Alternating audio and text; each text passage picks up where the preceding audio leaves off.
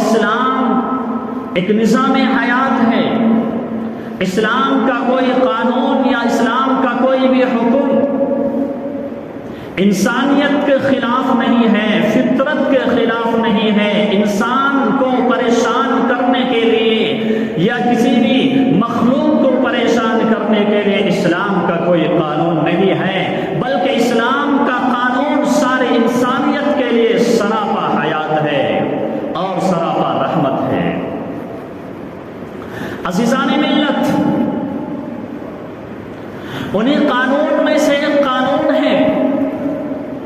جسے ہم وقف کا قانون کہتے ہیں۔ وقف کے معنی آتے ہیں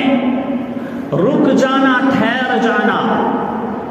اور اسی طرح وقف کے دوسرا معنی یہ بھی ہے کہ کوئی آدمی اللہ کے لیے اپنی جائیداد کو، کوئی آدمی اللہ کے نام پر اپنی پراپرٹی کو، کوئی آدمی اپنی جائیداد کو غریبوں کے اوپر، یتیموں کے اوپر، بے سہارا اور بیواؤں کے اوپر خرچ کرنے کے لیے اور اس کا مصرف اور اس کی جگہ جو ہے اور اس جگہ پر خرچ کرنے کے لیے اپنی جائیداد کے کچھ حصے کو اللہ کے نام پر کر دے، اسے بھی وقف کہا جاتا ہے۔ یہ وقف کا سلسلہ عزیزان ملت جب سے یہ دنیا قائم ہوئی ہے اور جب سے یہ دنیا بنی ہے اس وقت سے یہ وقف کا سلسلہ چلتا ہوا آ رہا ہے۔ امام شافعی علیہ الرحمہ فرماتے ہیں کہ وقف کا سلسلہ اور زیادہ سے زیادہ وقف کرنا، اللہ کے نام پر اپنی جائیداد کو، اللہ کے نام پر اپنی پراپرٹی کو، اللہ کے نام پر غریبوں کے لیے، یتیموں کے لیے، مسکینوں کے لیے، حاجت مندوں کے لیے، بے سہارا لوگوں کے لیے، ضرورت مندوں کے لیے اور ان کے اوپر خرچ کرنے کے لیے یہ سلسلہ اور زیادہ سے زیادہ اللہ کے نام پر وقف کرنا، یہ اسلام کی خصوصیات ہے، یہ امت محمدیہ کی خصوصیات ہے، یہ امت مسلمہ کی خصوصیات ہے، یہ شریعت محمدیہ میں اور اللہ تبارک و تعالیٰ کے بھیجے ہوئے آخری پیغمبر کے دین میں اور بھیجی ہوئی آخری شریعت میں اللہ تبارک و تعالیٰ نے وقف کے زیادہ سے زیادہ وقف کرنا اور زیادہ سے زیادہ غریبوں کے اوپر خرچ کرنا، یہ اسلام کے خصوصیات میں سے ہے اور اسلام کے امتیازات میں سے ہے اور اسلام کے تشخصات میں سے ہے، اور اسلام نے سب سے زیادہ وقف کا سلسلہ جاری رکھا ہے۔ میرے عزیزوں، یہ وقف کا سلسلہ آج سے نہیں بلکہ دنیا جب سے قائم ہوئی ہے اس وقت سے لوگ غریبوں کے اوپر، یتیموں کے اوپر، بے سہارا لوگوں کے اوپر وقف کر رہے ہیں اپنی جائیداد کو، لیکن زیادہ اور کثرت سے جو وقف کر رہے ہیں وہ امت محمدیہ میں وقف کیا ہے۔ امام شافعی علیہ الرحمہ فرماتے ہیں جب سورہ آل عمران کی آیت نازل ہوئی، قرآن کریم کی یہ آیت نازل ہوئی، لن تنالوا البر حتی تنفقوا مما تحبون، او لوگو اللہ کے راہ میں اپنی محبوب ترین چیز کو، اپنی پسندیدہ چیز کو اور اپنی سب سے اچھی چیز کو اللہ کے راہ میں خرچ کرو۔ امام شافعی فرماتے ہیں قرآن کریم کی اس آیت کو جب اللہ نے نازل کیا، یہ آیت جب نازل ہوئی اس وقت سے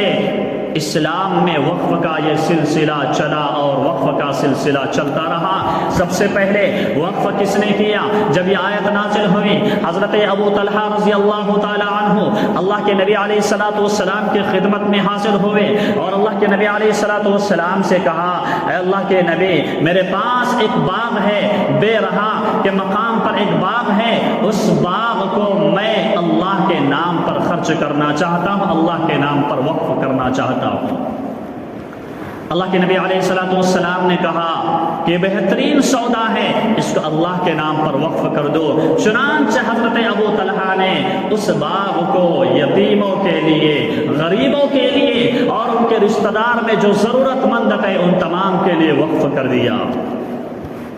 میرے عزیزوں، مدینہ منورہ میں ایک کنواں تھا جو یہودی کا کنواں تھا۔ یہودی جو بھی اس کنویں سے پیسے لیا، جو بھی اس کنویں سے پانی لیتا تو یہودی ان سے پیسے وصول کرتا تھا مسلمان بھی اسی کنویں سے پانی حاصل کیا کرتا، لیکن پیسے دے کر پانی لینا پڑتا تھا اور پانی خریدنا پڑتا تھا۔ حضرت عثمان غنی رضی اللہ تعالی عنہ نے جب دیکھا کہ مسلمانوں کو پریشانی ہو رہی ہے، مسلمانوں کو پانی استعمال کرنے میں اور پانی حاصل کرنے میں تکلیف ہو رہی ہے، تو حضرت عثمان غنی رضی اللہ تعالی عنہ نے بیر روما کو خریدا، جو مدینہ منورہ میں یہودی کا کنواں تھا، اس کو خریدا اور اللہ کے لیے وقف کر دیا اور کہا یہ مسلمانوں کے لیے وقف کرتا ہوں، یہ خلق خدا کے لیے وقف کرتا ہوں، یہ تمام مذاہب کے لوگوں کے لیے وقف کرتا ہوں کہ تمام مذاہب کے لوگ اس کنویں سے پانی حاصل کرے اور پانی استعمال کرے۔ آج کے بعد پانی استعمال کرنے کے لیے کسی کو پیسے دینے کی ضرورت نہیں۔ اسی طرح میرے عزیزوں، حضرت عمر فاروق رضی اللہ تعالیٰ عنہ کو خیبر میں جب خیبر فتح ہوا، خیبر کی زمین جب مال غنیمت میں حضرت عمر خطاب رضی اللہ تعالیٰ عنہ کو حضرت عمر فاروق رضی اللہ تعالیٰ عنہ کو ملے، تو حضرت عمر بن خطاب رضی اللہ تعالیٰ عنہ نے کہا اے اللہ کے نبی، میں خیبر کی زمین اللہ کی راہ میں وقف کرنا چاہتا ہوں، اس وجہ سے کہ یہ سب سے زیادہ مجھے پسندیدہ جگہ ہے اور وہ زمین مجھے سب سے زیادہ پسند ہے، اس وجہ سے اس زمین کو میں اللہ کی راہ میں وقف کرنا چاہتا ہوں، غریبوں کے لیے، یتیموں کے لیے، بے سہارا لوگوں کے لیے، ضرورت مندوں کے لیے اسے وقف کرنا چاہتا ہوں۔ حضرت عمر بن خطاب نے اس زمین کو غریبوں کے لیے خرچ کر دیا، غریبوں کے لیے وقف کر دیا۔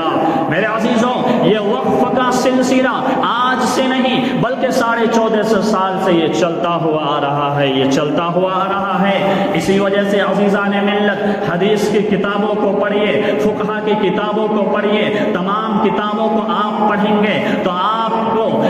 کو ان تمام کتابوں میں ایک چیپٹر اور ایک مضمون یہ بھی ملے گا کہ وقف کا استعمال کیسے کرنا چاہیے، وقف کی پراپرٹی کا استعمال کس طریقے پر کرنا چاہیے، وقف کی جائیداد کا استعمال کہاں کہاں پر کرنا چاہیے اور کن کن طریقوں سے وقف کیا جا سکتا ہے، یہ ساری تفصیل اور یہ ساری ڈیٹیل آپ کو فقہ کی کتابوں میں، آپ کو فتویٰ ہندیہ میں، آپ کو فتویٰ تاتار خانیہ میں، آپ کو در مختار میں، اور یہ جتنی کتابیں ہیں، فتویٰ قاضی خاں ہو، فتویٰ بساسیہ ہو، یا جتنی بھی فتویٰ کی کتابیں ہو، عربی فتویٰ جات ہو یا اردو فتویٰ کی کتابیں ہو، ساری فتویٰ کی کتابوں میں آپ کو وقف کی پوری تفصیل اور پوری ڈیٹیل ملے گا۔ یہ اس بات کی دلیل ہے کہ اللہ تبارک و تعالیٰ نے وقف کے بارے میں حکم نازل کیا ہے، یہ اس بات کی دلیل ہے کہ ہم سب کے محبوب پیغمبر جناب محمد رسول اللہ صلی اللہ علیہ وسلم نے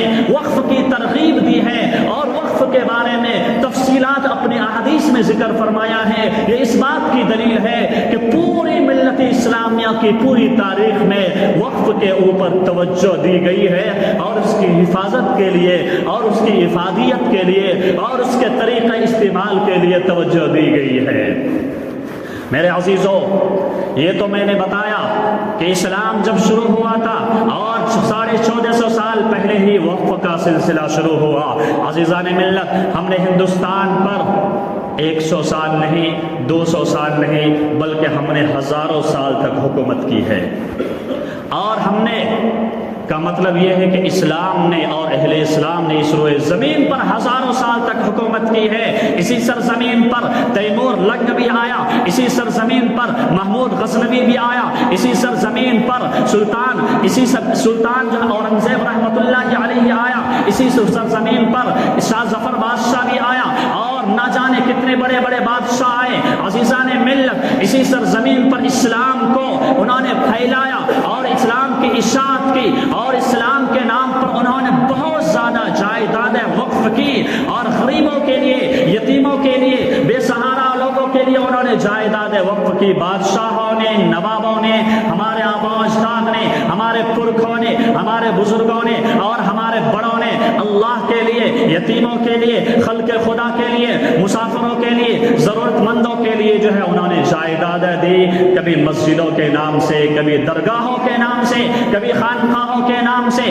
کبھی مدارس کے نام سے، اور کبھی مسافر خانے کے نام سے، نہ جانے کس کس طریقے سے انہوں نے جائیدادیں وقف کی، اور بہت زیادہ جائیدادیں وقف کی۔ اس وجہ سے انہوں نے وقف کی، یہ دنیا فانی ہے، یہ دنیا ختم ہو جائے گی، یہ جائیداد، یہ زمین یہیں پر دھری کی دھری رہ جائے گی۔ انہوں نے یہ سوچا کہ میں اس دنیا سے چلا جاؤں گا، میری نسل اس دنیا سے چلی جائے گی، میں جب اس دنیا سے چلا جاؤں گا نیکیوں کا سلسلہ ختم ہو جائے گا، ثواب کا سلسلہ ختم ہو جائے گا، تو نیکیاں میرے پاس آتی رہے، مجھے نیکیاں ملتی رہے، مجھے ثواب حاصل ہوتے رہے، اس کے لیے کون سا طریقہ اختیار کیا جائے؟ تو بادشاہوں نے یہ طریقہ اختیار کیا کہ مساجد کے نام سے، مدارس کے نام سے، خانقاہوں کے نام سے، اور جو ہے مقبروں کے نام سے، اور مسافر خانوں کے نام سے، اور نہ جانے کتنے سارے ناموں سے انہوں نے زمینیں وقف کی، تاکہ میرے مرنے کے بعد غریب اور یتیم بے سہارا لوگ اس سے فائدہ حاصل کرتے رہے اور مجھے قبر میں سوتے ہوئے نیکیاں ملتی رہے۔ عزیزان ملت، یہ وقف کا سلسلہ یہ زمانے سے چلتا ہوا آ رہا ہے، اور عزیزان ملت، میں آپ کی جانکاری میں اضافے کے لیے، میں آپ کے نالج میں اضافے کے لیے بتاتا چلوں کہ ریلوے کے بعد، ریلوے ڈپارٹمنٹ کے بعد اور فوجی ڈپارٹمنٹ کے بعد اگر سب سے زیادہ کسی کے پاس پراپرٹی ہے، اگر کسی کے پاس سب سے زیادہ جائیداد ہے، اگر کسی کے پاس سب سے زیادہ زمینیں ہیں، تو وہ وقف کے پاس ہے۔ اور وقف کے پاس کتنی جائیداد ہے؟ لکھا ہے جمعیت علماء ہند کی طرف سے، یہ مضمون آیا ہے کہ 9 لاکھ ایکڑ سے زائد وقف کے پاس زمینیں موجود ہے۔ 9 لاکھ ایکڑ سے زائد جو ہے زمینیں موجود ہے، اتنی ساری زمینیں موجود ہیں۔ عزیزان ملت، اتنی ساری زمینیں اوقاف یعنی مسلمانوں کے لیے ہے، صرف مسلمانوں کے لیے، خالصتاً مسلمانوں کے لیے، کوئی اور اس میں کسی کا کوئی حصے دار نہیں، کوئی اس میں کوئی حقدار نہیں۔ عزیزان ملت، یہ وقف کو غصب کرنے کی تاریخ بھی پرانی ہے، وقف کو ہڑپنے کی اور وقف کی جائیداد کو اپنے لیے استعمال کرنا اور غلط طریقے سے استعمال کرنا، اس کی تاریخ بھی بڑی پرانی ہے۔ عزیزان ملت، جب اس ہندوستان پر من کے کالے تن کے گورے انگریز اس ہندوستان پر آیا تو سب سے پہلے 1923 میں یعنی 1923 میں سب سے پہلے وقف کی جائیداد کو انہوں نے غصب کرنا شروع کیا، وقف کی جائیداد کو، وقف کی پراپرٹی کو اپنے قبضے میں لینا شروع کیا۔ عزیزان ملت، جب انہوں نے وقف کی جائیداد کو اپنے قبضے میں لینا شروع کیا، مسلمان اس وقت بیدار ہوئے، مسلمانوں نے احتجاج کی، مسلمان سڑکوں پر نکلے، انگریزوں کے خلاف انہوں نے احتجاج کیا اور جو ہے ان کے خلاف کھڑے ہو گئے۔ تو عزیزان ملت، سب سے پہلے 1923 میں وقف کے تحفظات کے لیے، وقف کی حفاظت کے لیے پہلا قانون بنا، اور 1923 کے بعد وقف کے قانون میں بدلاؤ ہوتا رہا، تبدیلیاں ہوتی رہی، چینجنگ ہوتی رہی۔ عزیزان ملت، 1923 میں یہ قانون بنایا گیا، اس کے بعد 1984 میں پھر قانون میں تبدیلی کی گئی، اس کے بعد پھر دوسری مرتبہ قانون میں تبدیلی کی گئی، 1995 میں تبدیلی کی گئی، اور اسی طرح یہ سلسلہ چلتا ہوا 2010 میں قانون میں تبدیلی کی گئی، اور اسی طرح 2013 میں بھی قانون میں تبدیلی کی گئی۔ لیکن 2013 سے جتنے پہلے یہ قانون بنایا گیا، اصل میں مسلمانوں کو نہیں سنا گیا، اور مسلمانوں کی ایک نہیں سنی گئی، مسلمانوں کا خیال نہیں رکھا گیا۔ 2013 میں جو وقف کے لیے قانون بنا اور وقف کے لیے جو ترمیمی قانون بنا، اس میں مسلمانوں کی کچھ باتوں کو سنا گیا اور مسلمانوں کی کچھ باتوں کا خیال رکھا گیا۔ تو 2024 سے پہلے وقف ترمیمی بل جو لایا گیا تھا وہ 2013 میں لایا گیا تھا۔ اب جو ہے پھر دوبارہ جو ہے حکومت وقت وہ 2024 میں یہ وقف ترمیمی بل لایا ہے، اور حکومت جو ہے وقف کی زمین کو، وقف کی جائیداد کو قبضہ کرنا چاہتی ہے۔ عزیزان ملت، جب سے یہ حکومت برسر اقتدار آئی ہے، جب سے یہ حکومت برسر اقتدار آئی ہے اور تخت پر بیٹھی ہے، ان کو ایک نشہ سا چڑھ چکا ہے، ان کو ایک عنودگی سوار ہے، اور یہ سمجھتی ہے اور یہ خیال کرتی ہے کہ مسلمانوں کو پریشان کرنا ہے، مسلمانوں کو ستانا ہے،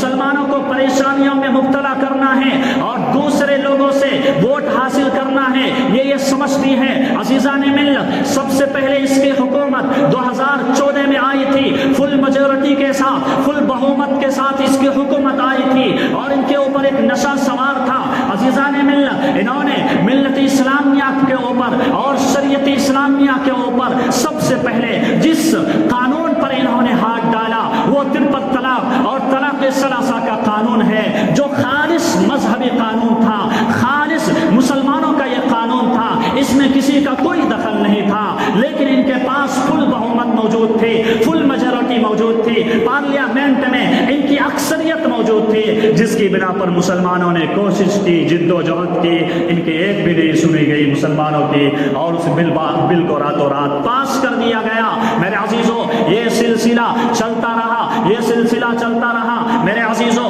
مسلمانوں کو پریشان کرنے کے لیے، مسلمانوں کو خوف میں مبتلا کرنے کے لیے بہت سارے قوانین لائے گئے، سی اے کی شکل میں، این آر سی کی شکل میں، این آر پی کی شکل میں، اسی طرح میرے عزیزوں یونیفارم سول کوڈ کے طرز پر جو ہے قانون لایا گیا اور مسلمانوں کو پریشان کر دیا گیا، مسلمانوں کو خوف میں مبتلا کرنے کی کوشش کی گئی۔ عزیزان ملت، میں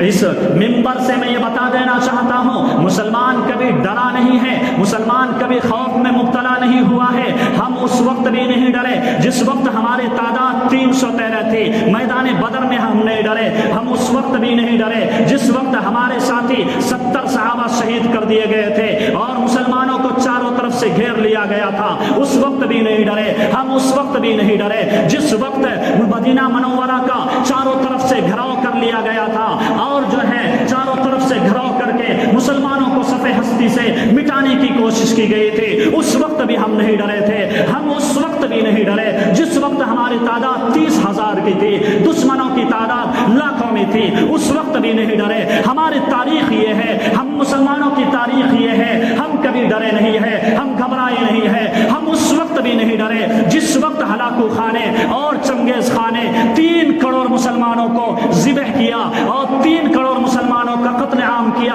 اس وقت بھی ہم نہیں ڈرے، ہم کسی بھی صورت میں نہیں ڈرے ہیں، ہم اس وقت بھی نہیں ڈرے جس وقت انگریزوں نے یہاں پر انگریز اقتدار پر آئے اور انہوں نے مسلمانوں کو ختم کرنے کی کوشش کی، علماء کو ختم کرنے کی کوشش کی اور اسلام کے نام لیوا اور اسلام پر چلنے والوں کو ختم کرنے کی کوشش کی۔ میرے عزیزوں، مسلمان اس وقت بھی نہیں ڈرے، ہم نے ان کا مقابلہ کیا اور ہم نے قربانیاں پیش کی اور ہم نے جان کے نذرانے پیش کیے، ہم نے بچوں کو یتیم کیا، ہم نے بیواؤں کو، ہم نے بیویوں کو بیوہ کیا، ہم کسی بھی صورت میں نہیں ڈرے۔ اس وجہ سے حکومت سے ہم کہنا چاہتے ہیں، ہم وہ قوم نہیں ہے جو ڈرنے والی قوم ہے، ہم تو شانہ بشانہ اور جو ہے سینے پر وار کھا کر کے ہم تم سے مقابلہ کرنے کے لیے تیار ہے۔ تم 53 طلاق لائے، اس وقت بھی ہم تیار تھے مقابلے کے لیے، تم یونیفارم سول کوڈ لائے، اس وقت بھی ہم تیار تھے، تم سی اے این آر سی لائے،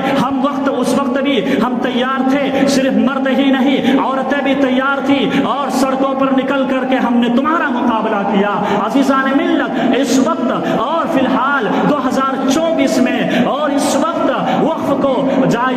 کی جائیداد کو، وقف کی پراپرٹی کو پھر سے غصب کرنے اور پھر سے استعمال کرنے اور مسلمانوں کی زمینوں کو اپنے اختیار میں لینے کی پھر سے کوشش کی جا رہی ہے اور مسلمانوں کو عزو معطل اور مسلمانوں کو دوسرے درجے کا شہری بنانے کی کوشش کی جا رہی ہے۔ عزیزان ملت، اس وقت بھی جو ہے ہمارے در پر اور ہمارے دروازے پر ایک جنگ کھڑی ہے، وہ ہے وقف کی حفاظت کی جنگ ہے،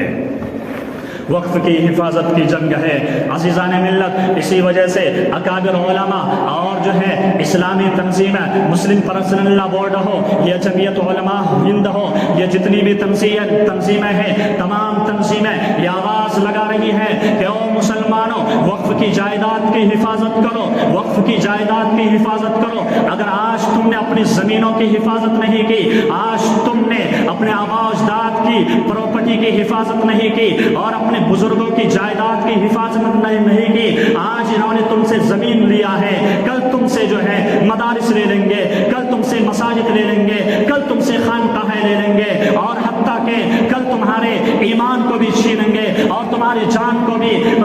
بھی خطرہ پڑ جائے گا، حتیٰ کہ تمہیں اس ہندوستان سے نکالنے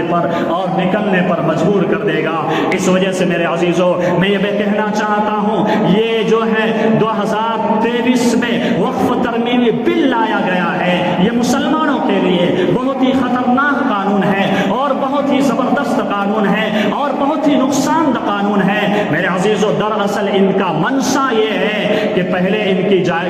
جائیداد سے محروم کریں گے، پھر ان کو ان کی شہریت سے محروم کر دیں گے۔ یہ ہندوستان کی حکومت اور ہندوستان کے گدی پر بیٹھے ہوئے برسر اقتدار لوگوں کا منشا اور مقصد ہے۔ میرے عزیزوں، میں یہ بتانا چاہتا ہوں اس ترمیمی بل کی خرابیاں کیا ہے۔ اس ترمیمی بل کی بہت سی خرابیاں ہیں، لیکن میں آپ کے سامنے صرف 6 خرابیاں بتاتا ہوں کہ اس سے یہ ترمیمی بل اگر پاس ہو گیا، یہ ترمیمی بل اگر جو ہے حکومت نے پاس کر لیا، یہ لاگو ہو گیا، تو عزیزان ملت کیا کیا نقصان اٹھانا پڑے گا وہ بتانا چاہتا ہوں۔ سب سے پہلی خرابی یہ ہے کہ اس ترمیمی بل میں یہ خرابی ہے، سب سے پہلی خرابی یہ ہے کہ کوئی بھی غیر مسلم چیئرمین، CEO یا کسی بھی عہدے پر فائز ہو سکتا ہے۔ یعنی اس ترمیمی بل میں یہ بتایا گیا کہ اس وقف کی جائیداد کو، یعنی وقف بورڈ میں کوئی بھی غیر مسلم کسی بھی عہدے پر فائز ہو سکتا ہے۔ اس سے پہلے قانون کیا تھا کہ صرف مسلمان ہی اس کے ذمہ دار بنیں گے، کیونکہ مسلمانوں کے آباء و اجداد نے اس کو وقف کیا ہے۔ یہ سب سے بڑی خرابی ہے۔ یہ خرابی اس حد تک ہے کہ اگر وقف کی جائیداد میں یہ غیر مسلم اور جو ہے یہ فرقہ فاسسٹ طاقتیں اور یہ فتنہ فساد پھیلانے والے طاقتیں اگر جو ہے وقف بورڈ میں داخل ہو گئی، تو عزیزان ملت یہ وقف رفتہ وقف بورڈ یہ ختم ہو جائے گا، اور رفتہ جو ہے ہمارے کچھ بھی نہیں سنی جائے گی، ہماری آواز باز گشت کی طرح ہو جائے گی۔ یہ سب سے پہلی خرابی ہے۔ دوسری خرابی اس ترمیمی بل میں یہ ہے کہ اس ترمیمی بل میں لکھا گیا ہے کہ مسلمان شریعت کے مطابق وقف کی جائیداد کو استعمال نہیں کر سکتا ہے، وقف کی چیزوں کو غریبوں کے اوپر، یتیموں کے اوپر شریعت کے مطابق یہ استعمال نہیں کر سکے گا، خرچ نہیں کر سکے گا، بلکہ حکومت یہ طے کرے گی کہ وقف کی جائیداد کو اور وقف سے حاصل ہونے والی آمدنی کو کہاں استعمال کرنا ہے۔ یہ دلی میں بیٹھے ہوئے گورنمنٹ اور برسر اقتدار اور ظالم طاقتیں یہ طے کرے گی کہ وقف کی جائیداد کو کس طرح استعمال کرنا ہے۔ یہ دوسری خرابی ہے۔ تیسری خرابی اس بل میں یہ بتایا گیا کہ وقف وہی شخص کر سکتا ہے جس کے اسلام لائے ہوئے 5 سال ہو چکے ہو۔ یہ بالکل شریعت کے خلاف ہے۔ یعنی کوئی شخص مسلمان بنا، 2 سال ہوا، 3 سال ہوا، وہ بندہ وقف نہیں کر سکتا ہے۔ یہ اسلام کے بالکل خلاف ہے۔ اسلام تو یہ بھی کہتا ہے چاہے غیر مسلم وقف کرے چاہے مسلمان وقف کرے، وہ زمین وقف ہو جاتی ہے۔ لیکن یہ کہہ رہے ہیں کہ بھائی صرف 5 سال جب تک نہیں ہوگا وقف نہیں کر سکتا ہے، اور اگر اس نے وقف کیا تو اس زمین پر جو ہے حکومت اور گورنمنٹ قبضہ جما لے گی۔ یہ اس بل میں خرابی ہے۔ چوتھی خرابی یہ ہے کہ اگر کسی نے زبانی یعنی لکھت طور پر نہیں، رجسٹر طور پر نہیں، صرف زبانی کسی نے وقف کیا تو اس کا وقف نہیں مانا جائے گا، اور یوں سمجھا جائے گا کہ اس نے وقف کیا ہی نہیں۔ اس زمین پر کون قبضہ کرے گی؟ حکومت وقت قبضہ کرے گی۔ حکومت وقت جو ہے اس پر قبضہ کرے گی اور اپنے انڈر میں لے لے گی وہ، حالانکہ یہ اسلام کے بالکل خلاف ہے۔ اسلام یہ کہتا ہے کہ کوئی شخص اپنی زبان سے وقف کرے، کوئی شخص اپنے قلم سے وقف کرے، لکھ کر کوئی وقف کرے، یہ زبانی یہ کہہ دے کہ فلاں جائیداد جو اللہ کے نام پر ہے تو بھی وقف ہو جائے گا، اسلام یہ کہتا ہے۔ لیکن حکومت وقت یہ کہتی ہے نہیں، اگر زبان کے ذریعے کوئی وقف کرے گا تو اس کا وقف نہیں مانا جائے گا، بلکہ اس کی جائیداد کو، وقف شدہ جائیداد کو حکومت اپنے انڈر میں لے لے گی اور اپنے کنٹرول میں اور اپنے قبضے میں لے لے گی۔ 5ویں خرابی یہ ہے کہ اگر کوئی وقف کرنا چاہے تو صرف 1/3 مال میں، یعنی مال کے 3 حصے کیے جائیں گے، اس میں سے صرف 1 حصہ وقف کر سکتا ہے۔ یہ بھی قانون اسلام کے خلاف ہے۔ بلکہ اسلام یہ کہتا ہے کہ اولاد کو محروم نہیں رکھا جائے گا، لیکن اگر کوئی شخص صحت کی حالت میں، تندرستی کی حالت میں اگر کوئی شخص اپنی پوری جائیداد کو وقف کرنا چاہتا ہے تو وقف کر سکتا ہے۔ میرے عزیزوں، عزیزوں یہاں پر نقصان کیا ہوگا؟ نقصان یہ ہوگا کہ اگر کوئی شخص، بہت سے ایسے لوگ ہیں کہ جن کی کوئی اولاد نہیں، کوئی جو ہے ان کو دیکھ ریکھ کرنے والا نہیں ہے، ان کی دیکھ ریکھ کرنے والے کون ہیں؟ مسجد کے ذمہ دار ہیں، یہ خانقاہ کے ذمہ دار ہیں، یہ سماج کے لوگ ہیں۔ جب ان کے انتقال کا وقت آئے گا تو وہ یہ چاہے گا کہ بھائی میرے بعد کوئی بھی نہیں ہے، میری ساری جائیداد مسجد کے نام پر چلے جائے، یہ ساری جائیداد مدرسے کے نام پر چلے جائے، وہ یہ چاہے گا۔ لیکن حکومت وقت یہ کہہ رہی ہے کہ نہیں، اس کی ساری جائیداد جو ہے وقف کے نام پر نہیں جائے گی، بلکہ 1/3 جائیداد وقف کے نام پر جائے گی اور 2/3 جائیداد حکومت کے وقت پاس جائے گی، گورنمنٹ کے پاس جائے گی۔ اور جو ہے چھٹا قانون اور آخری جو جس میں اس میں خرابیاں ہیں وہ یہ ہے کہ اختلاف اور جھگڑے کی شکل میں، یعنی مسلمانوں کے اور غیر مسلموں کے درمیان ایک پراپرٹی کے سلسلے میں لڑائی ہوئی، جھگڑا ہوا، اختلاف ہوا، اب یہ بات ضلع مجسٹریٹ کے پاس گیا، کلکٹر کے پاس گیا، تو کلکٹر کو اس بات کا اختیار ہوگا کہ وہ جو ہے کس کے حق میں فیصلہ کر سکتا ہے۔ وہ چاہے تو یہ کہہ سکتا ہے کہ بھئی یہ زمین وقف کی ہے ہی نہیں، وہ چاہے تو یہ کہہ سکتا ہے کہ او مسلمانوں تمہاری جائیداد نہیں ہے، یہ تو غیر مسلموں کی ہے، یہ رام پال کی ہے، یہ جے پال کی ہے۔ عزیزان ملت، یہ امت مسلمہ کے اوپر اور ملت اسلامیہ اور حکومتیں اور مسلمانان ہندیہ کے اوپر، ہندوستان کے مسلمانوں کی گردن کے اوپر ایک ننگی تلوار لٹکی ہوئی ہے، 2 دھاری تلوار